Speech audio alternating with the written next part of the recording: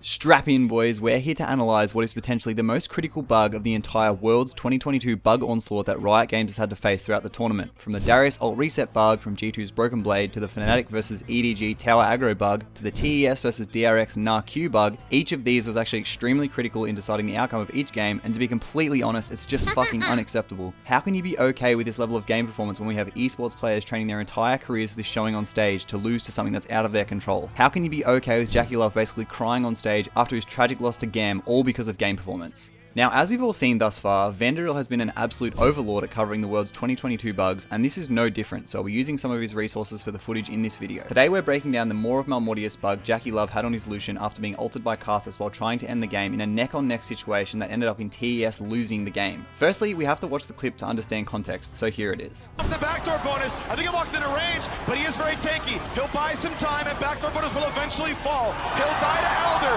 but he bought enough time that I think GAM can live. Levi's up in 1 second, but the rolling with the new wave. Will it happen with Shady? Can he find the stunts? Wayward still on it. Wayward still hitting. Stays alive. They're teaming and trying to end.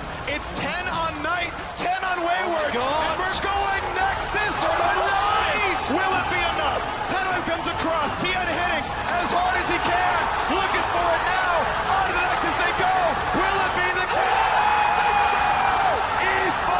As we can see, an absolutely intense finish, and all credit to GAM, but we're here to dissect the real reason that TES lost: Riot Games coding. The whole bug situation focuses on this span of footage covering the TES siege on the enemy Nexus turrets.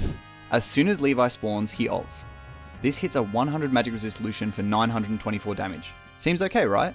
But then we observe Mark's Nami taking 930 damage with 96 magic resistance. As soon as Levi's ult detonates, we see JackeyLove's Maw icon go on cooldown, and we can even hear the Maw particle. So how does he take the same amount of damage as Nami does when he has a 500 plus magic damage shield? Should Maw have popped, Lucian would have had at least another 600 HP, in which he may have been able to close the distance to the Nexus and end the game, as it only ended up needing around 2 autos from Lucian to win. Some people have said Lucian would have died to set even. This is wrong.